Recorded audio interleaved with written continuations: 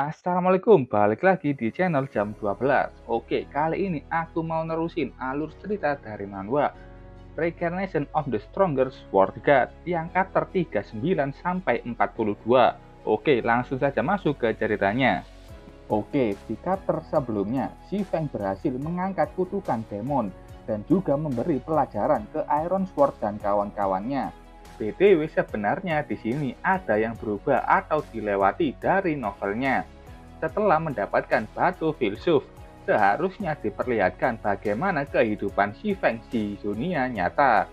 Mungkin akan diceritakan di chapter lainnya atau manhwanya hanya fokus di kehidupan gamenya saja. Aku nggak mau cerita yang versi novel karena itu terlalu panjang. Jadi aku akan fokus saja di manhwanya dan mengikutinya.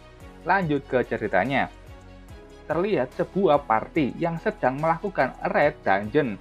Monster yang mereka lawan seperti golem yang dengan dua kepala. Semua player sudah maju dengan tujuan untuk membersihkan setiap mob yang ada. Karena kalau nggak gitu, bos di dungeon ini tidak bisa dilawan. Di situ ada satu player wanita yang dengan gesit memberikan serangan ke mob dengan kedua daggernya. Di sana ada juga tank memberikan peringatan ke bagian belakang untuk terus waspada sambil menahan setiap serangan yang datang. Tank itu ternyata memberi peringatan ke player wanita sebelumnya, karena di situ ada satu monster yang sudah datang dari belakangnya dan siap menebas tubuhnya.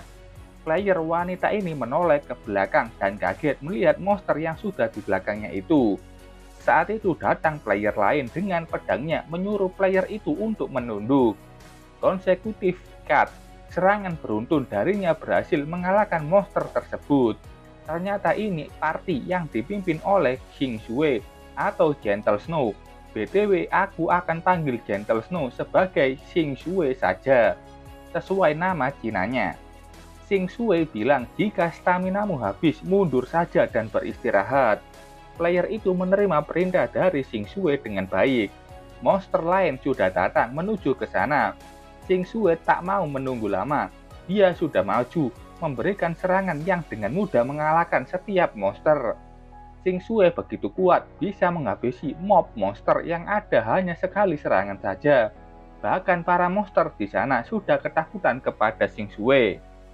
Xing Shui tidak berhenti. Dia kembali maju dan menghabisi dua monster lainnya. Domain of Consecutive Strike, sebuah serangan area yang digunakan Xing Shui, berhasil membantai monster di sekitarnya. Monster dengan dua kepala ini ternyata bos. Tampak dia sudah menyiapkan sebuah skill yang membentuk sebuah bola energi di mulutnya. Dua kepala masing-masing menembakkan laser dari mulutnya dan mengarahkan itu ke sekumpulan player di bawahnya. Xing Shui bilang setelah bos menggunakan skill itu, dia akan masuk ke dalam kondisi yang lemah. Dia menyuruh semua damage dealer jarak jauh untuk menyerang. Yueru yang sebagai penyihir menerima perintah dari Xing Shui. Dia dengan kawan penyihirnya membuat sebuah lingkaran sihir yang sangat besar. Setelah itu terjadi ledakan karena sihir mereka yang tepat mengenai bos dungeon. Setelah kepulan asap di sana mereda, Xing Shui meminta mereka untuk melaporkan kerugiannya. Yueru bilang ada 5 orang yang mati, termasuk satu tank utama, 2 male damage dealer, 1 damage dealer jarak jauh, dan juga 1 healer. Xing Shui menyuruh menyampaikan instruksinya kepada seluruh player di situ. Untuk semua orang membersihkan medan tempur lalu beristirahat sebentar dan setelahnya mereka akan pergi ke Vicious Canyon dalam 10 menit. Saat itu tiba-tiba saja muncul sebuah portal yang mengagetkan mereka. Mereka bingung kenapa ada portal yang muncul padahal mereka ini raid yang belum selesai. Mereka sudah bersiaga. Saat itu muncul seseorang dengan tudung menutupi wajahnya. Dia keluar dan bilang meminta maaf semuanya karena mengganggu kalian di sini. Tapi izinkan aku memperkenalkan diri. ID-ku adalah Black Flame. Ini si Feng yang sedang menyamar menjadi Black Flame. Kenapa kok bisa menyamar? Karena dia memakai Demon Mask atau topeng iblis. Item ini di-drop dari membunuh demon. Special item ini bisa menyamarkan diri menjadi orang lain. Penyamaran itu tidak akan bisa dihancurkan kecuali dengan skill observasi level tinggi yang digunakan. Black Flame digunakan Xifeng karena sudah terkenal setelah menjadi penempa legendaris. Reputasi Xifeng sudah meningkat di kota Redleaf, membeli sebuah portal yang langsung menuju ke temannya. Dan BTW, Xifeng ini sudah berteman dengan Xingzue. Xifeng melakukan hal ini untuk menambah kesan misteri kepadanya. Mendengar nama Black Flame, dua player ini mengenali siapa itu Black Flame, bahkan menyebutnya sebagai dewa penempa yang membuat Deal Striker berhenti main game. Aku akan panggil Black Flame. Saat Xifeng menggunakan samaran ini, Black Flame mengenal siapa itu Bai Xingzue dan Gentle Snow yang sebagai pemimpin skuad Guild Ouroboros. Black Flame mendekatinya. Dia mendengar kalau Ouroboros sedang membuka rekrutmen. Jadi dia datang untuk membahas kemungkinan kerjasama. Xingzue bilang kalau Guild Ouroboros sedang kekurangan kepala penempa. Jika Black Flame mau mengambil posisi itu, mereka akan membayar berapapun yang Black Flame minta. Xiao Yu'er datang berbisik. Dari mana Xingzue yakin kalau itu Black Flame yang asli? Apakah dia lupa dengan cecunguk yang mencoba menipu untuk merampok uang mereka? Karena sebelumnya sudah banyak sekali player yang datang kepadanya mengaku sebagai Black Flame. Dan Xingzue yang tidak yakin menyuruh Yu'er untuk mengantar mereka ke ruang forging untuk membuktikan keasliannya. Tapi hasilnya, malah semua material di gudang mereka habis terbuang sia-sia dalam setengah jam saja. Bahkan mereka semua tidak bisa membuat shimmering chestplate yang khusus dibuat oleh Black Flame. Itu membuat Xingzue shock. Xingzue menjawabnya kalau dia itu muncul di depan mereka secara misterius, jadi dia pasti seorang ahli. Black Flame bilang untuk Xingzue agar tidak salah paham. Katanya, dia ingin bekerja sama dengan Ouroboros sebagai mitra bisnis yang setara. Tapi jika Xingzue ingin Black Flame menjadi bagian guildnya, maka sepertinya aku harus pamit. Yueru yang selalu meremehkan orang lain menyebut Black Flame itu arogan. Untuk bekerja sama dengan guild Ouroboros secara setara, setidaknya Black Flame harus mewakili guild top seperti mereka. Xingzue bilang tidak banyak yang berkualifikasi untuk negosiasi dengan Ouroboros, apalagi solo player seperti Black Flame. Kenapa Black Flame yakin sanggup melakukannya? Saat itu Black Flame dengan keren menjentikan jarinya. Sepertinya Black Flame di sini meniru Charlene di chapter sebelumnya. Black Flame mengeluarkan 11 panel yang menyebut kalau itu semua blueprint forging. Mereka kaget melihat hal tersebut. Itu adalah advanced forging design. Yueru bertanya kenapa Black Flame punya banyak sekali. Black Flame sekali lagi bertanya apakah aku berkualifikasi untuk negosiasi denganmu, Nona Bai Xingzue. Kemunculannya saja mengejutkan dan sekarang Black Flame mengeluarkan barang mewahnya yang membuat mereka kembali kaget. Black Flame menjawab Yueru, kalau ini rahasia dagang. Kita lihat 2 jam sebelumnya. Di kota Hammerstone, tepatnya di bar Dwarf. Di dalamnya ada Dwarf yang bertanya, petualang, kalau kau punya minuman menyegarkan, dengan senang hati akan kutukar dengan harta karunku. Setelah itu muncul sistem mengatakan, menerima repeatable quest atau misi yang bisa diulang. Misi Blackbird Request. Bawakan 5 minuman dingin kepadanya. Itu Xifeng yang sudah melakukan misi tersebut. Dia sudah mengeluarkan 5 botol jus dari inventorinya. Inilah kenapa Xifeng membeli banyak jus dingin dari Violet Cloud. Bahkan sebelum ke sini dia sudah menyiapkan banyak jus dingin yang dibuat oleh Violet Cloud. Blackbird sudah meminum jus dingin pemberian Xifeng dan sangat berterima kasih kepadanya. Misinya selesai. Xifeng mendapatkan 10 koper dan kesukaan Blackbird kepada Xifeng naik 5 poin. Blackbird sudah menghabiskan 5 jus dingin itu dengan cepat dan bertanya bagaimana kalau dia tidak bisa minum jus enak seperti ini lagi. Jangan khawatir, persediaanku sangat banyak. Si Feng sudah memamerkan setiap stak jus dingin yang ada di inventorinya. Si Feng datang dengan persiapan penuh. Misi itu selesai dengan banyak sekali. Si Feng mendapatkan XP yang banyak juga karena kesukaan Blackbird pada Si Feng sudah mencapai tingkat dihormati. Hadiahnya, Si Feng mendapatkan kunci Blackbird dan 10 Advanced Forging Design. Si Feng sangat senang, dari misi ini dia sudah naik level 5. Dia juga mendapatkan banyak Advanced Forging Design dan hadiah tersembunyi Blackbird Key atau kunci Blackbird, yaitu sumber dari desain-desain tersebut. Kita balik lagi ke tempat Xing Shui. Dia lagi memikirkan, dia tidak bisa melepaskan orang yang punya banyak Advanced Forging Design seperti Black Flame ke guild lainnya selain guild Ouroboros.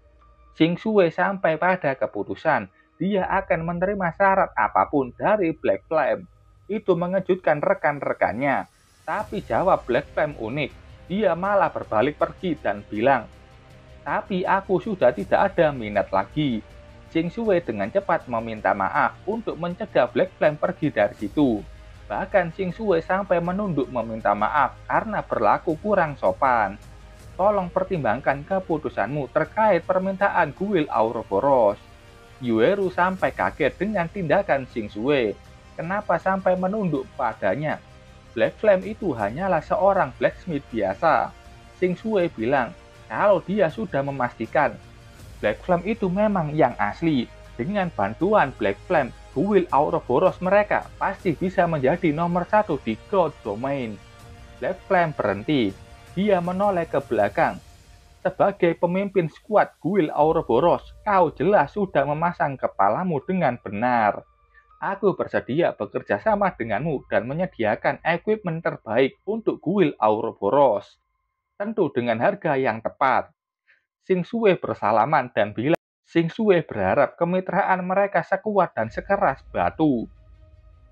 Xing Shui yang menjabat tangan Black Flame merasa kalau ini rasanya tidak asing. Setelahnya, Xing Shui bilang kalau partinya mau farming di Vicious Canyon. Apakah Black Flame mau bergabung? Black Flame bilang tentu saja, kebetulan ada quest yang harus diselesaikannya di sana. Blackbird Key, quest itu untuk pergi ke tanah meteoroid jatuh di Vicious Canyon dan mengambil Titan Heart. Xing Shui senang mendengar jawaban itu, karena dengan itu mereka bisa mengetes kekuatan asli Black Flame. Black Flame sudah bergabung ke dalam party Xing Shui. Setelah itu mereka sudah bergerak menuju ke Vicious Canyon. Player lain mulai membicarakan Black Flame yang hanya seorang blacksmith yang pastinya punya kekuatan yang lemah. Memangnya dia layak bergabung dengan party Xing Shui? Player wanita ini bilang, jangan khawatir. Sebentar lagi kita akan bisa melihat dia memalukan. Doain saja semoga harapan player ini terwujud. Setelah berjalan cukup jauh, akhirnya party mereka sampai di Vicious Canyon. Tempat itu adalah habitat dari monster harpy yang punya level 6. Ini wujudnya yang tentu saja bisa terbang dengan bebas. Xing Shui menyuruh mereka tetap waspada, jangan gegabah. Tang mereka bilang sudah membaca postingan di forum mengenai player yang bertemu dengan monster harpy. Player itu diajak harpy jalan-jalan ke atas langit dan lalu mengempaskannya kembali ke tanah. Damage jatuhnya itu sangatlah besar, sampai bisa membuat mereka langsung mati seketika. Itu informasi yang membuat mereka kaget dan merinding. Black Flame bilang, apa yang kalian takutkan? Kalau kalian tertangkap, itu berarti pergerakan kalian yang berantakan. Perkataan itu seakan mengejek mereka. Player wanita ini bicara dengan suara yang keras. Kamu cuma blacksmith, sialan, kenapa sombong sekali? Saat itu ada 2 cakar harpy yang menangkap pundaknya. Dan akhirnya player ini dipilih sang harpy untuk jalan-jalan di langit yang indah. Player itu kaget dan hanya bisa meminta tolong. Sambil menghela nafas, Black Flame yang tahu itu bilang kalau harpy akan memilih orang yang ngomongnya paling keras sebagai target pertamanya. Dasar bodoh. Ada satu player yang dengan cepat ingin melompat untuk menyelamatkan wanita itu, tapi dia tidak berhasil menangkap kakinya dan harpi itu terus terbang naik ke langit. Player itu terus meminta tolong, tidak mau mati di sini. Saat itu dari bawah ada Yueru yang dengan sigap menggunakan Flame Burst, melemparkan sihirnya mengenai harpi dan melepaskan player wanita itu dari kaki harpi. Setelahnya, player ini belum selamat karena dia sudah di atas langit, terpaksa terjun dari ketinggian tanpa pengamanan. Dan player wanita ini terjatuh tepat di tanah yang keras. Dia cukup beruntung karena masih hidup, walaupun HP-nya sudah tinggal sedikit.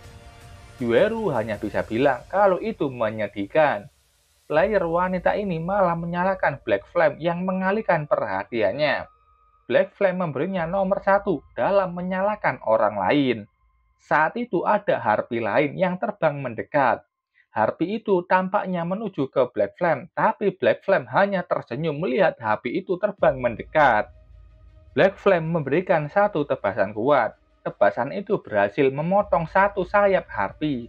Player wanita ini yang berhasil berdiri dikejutkan dengan harpi yang jatuh di depannya, membuatnya sekali lagi terjengkang.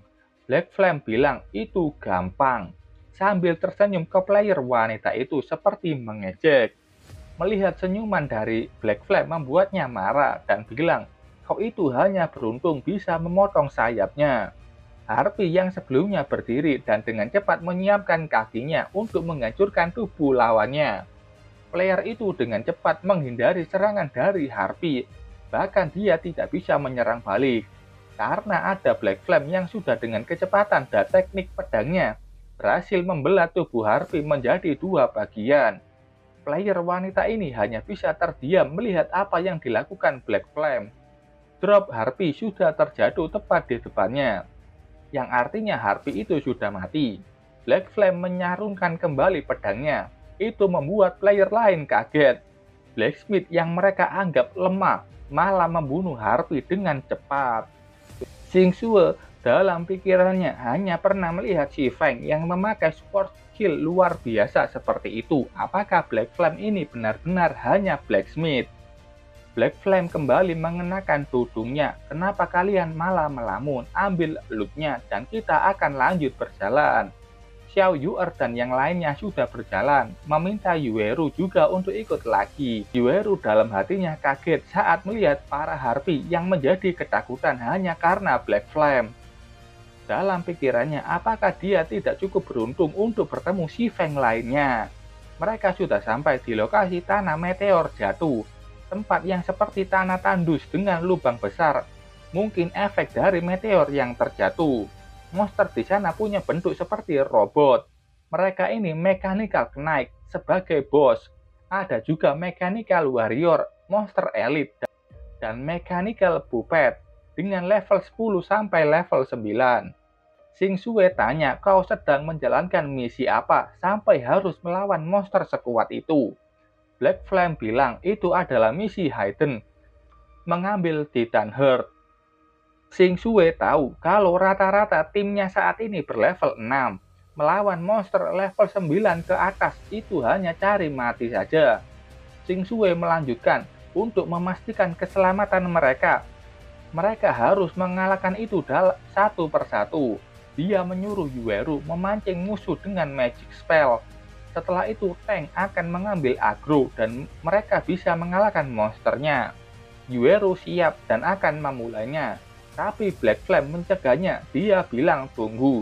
Itu membuat Yueru kesal. Apakah Black Flame meragukan kekuatannya? Black Flame bilang, kalau mechanical monster seringkali lebih cepat dibandingkan biological creator. Jika agility tidak cukup tinggi, mereka tidak akan bisa kabur dari kejaran mechanical monster.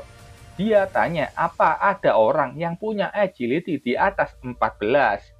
Xiao Yuer hanya punya 4 agility, dan itu tentu saja karena dia class mage. Xing Sue punya agility yang cukup. Black Flame mengeluarkan sebuah scroll. Katanya, Xing Sue dan Xiao Song, ini panggilan si player wanita yang sebelumnya sombong. Keduanya akan memakai buff agility ini untuk memancing para mechanical monster ke satu lokasi menggunakan kecepatan penuh. Dan setelahnya, serahkan saja semuanya kepada Black Flame. Xing Shui bilang kalau dia percaya rencana dari Black Flame, tapi dia tidak butuh buff kecepatan itu. Xing Shui percaya diri dengan agility-nya. Monster itu tidak akan bisa menangkapnya. Xing Shui sudah maju dengan kecepatannya. Mechanical monster sudah menyadari itu dan mulai menyerang dan mengejar Xing Shui. Xiao Song juga sudah mulai berlari memancing semua monster. Kedua orang ini sudah memancing semua mechanical monster di sana ke satu tempat. Tampak mereka menuju kembali ke lokasi party mereka berkumpul. Melihat begitu banyak monster yang berhasil dipancing, Yueru dalam hatinya bertanya apa rencana Black Flame setelah memancing semua monster itu di sini. Black Flame mengeluarkan sebuah scroll lainnya. Kali ini punya warna emas. Black Flame sudah membuka scroll itu di atas tanah. Yueru yang melihat itu sangat kaget saat merasakan kekuatan sihir yang kuat dari scroll tersebut. Black Flame sudah mengaktifkan Magic Scroll dan menaruh pedangnya di atas itu. Energi sihir mulai menyatu ke pedang Black Flame. Xing Shui dan Xiao Song sudah melewati Black Flame yang sudah siap dengan pedangnya yang bercahaya. Black Flame mengangkat pedangnya, Second Tier Magic, Flame Blade Dance. Muncul bola api yang begitu banyak di belakangnya. Bola api itu sudah terjatuh menghujani setiap mechanical monster yang ada di depan Black Flame. Itu seperti meteor dengan jumlah yang banyak berjatuhan dan menghancurkan apa saja yang dibawanya. Kekuatan penghancur Magic Tier 2 benar-benar menakutkan. Bahkan Xiao Song terlempar karena efek ledakan itu. Xing Shui hanya bisa kagum dengan kekuatan magic itu. Setelah itu, mechanical monster di sana habis tak bersisa. Yang tersisa dari mereka hanyalah drop dengan macam-macam tingkatan. Black Flame sudah naik ke level 6. Begitu juga dengan Yueru, Xing Shui, dan Xiao Yuer yang sudah naik level 7. Black Flame bilang ke mereka kalau item drop ini lebih lemah dari yang dia bisa buat sendiri. Jadi itu semua buat kalian. Xing Shui bilang awalnya mereka berencana naik level perlahan saja. Tapi berkat Black Flame mereka naik level dengan cepat dan dia berterima kasih untuk itu. Black Flame bilang itu tidak perlu, kalian sudah mengantarku sampai sini dengan selamat. Xing Shui tahu resiko untuk masuk ke dalam terlalu tinggi bagi skuadnya. Dan sepertinya Black Flame harus lanjut sendirian dari sini.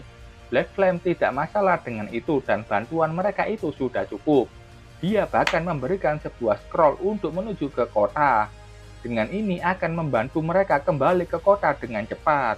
Yueru berubah jadi genit saat tahu kalau Black Flame itu kuat. Dia bahkan menawari apa Black Flame mau ikut Red Dungeon Co-op level 5 besok. Xing Shui juga bilang itu untuk membantu keberhasilan mereka. Black Flame berjalan pergi, katanya dia sibuk dan itu bisa dibicarakan nanti saja. Xing Shui sudah menduganya, namanya juga blacksmith yang terkenal, dia pasti sibuk. Saat itu Black Flame menerima sebuah permintaan pertemanan. Itu dari Yueru yang memintanya menjadi teman. Tapi tentu saja Black Flame langsung menolaknya. Yueru yang melihat itu cukup kesal saat Black Flame menolak permintaannya dengan cepat. Setelah itu tampak Black Flame yang sudah sampai di lokasi tujuannya. Tempat itu punya pintu yang besar, dan ada sebuah tempat yang mirip seperti altar. Si Feng mengeluarkan kunci Blackbird dan langsung memakainya ke situ untuk membuka pintu di depannya. Saat kunci itu sudah digunakan, muncul sebuah lingkaran sihir yang setelahnya membuka sebuah pintu di depan Lin Feng. Tiba-tiba, mechanical monster kembali respawn. Monster itu mendengar suara pintu yang terbuka oleh ular Si Feng dan melihat juga adanya manusia di sana. Monster ini langsung maju menyerang Si Feng. Si Feng juga sudah tahu itu, dia dengan cepat mencabut kunci Blackbird sekali lagi. Dengan cepat sudah masuk ke dalam sebelum pintu itu kembali tertutup. Setelah sudah sampai di dalam, ada sebuah pemberitahuan.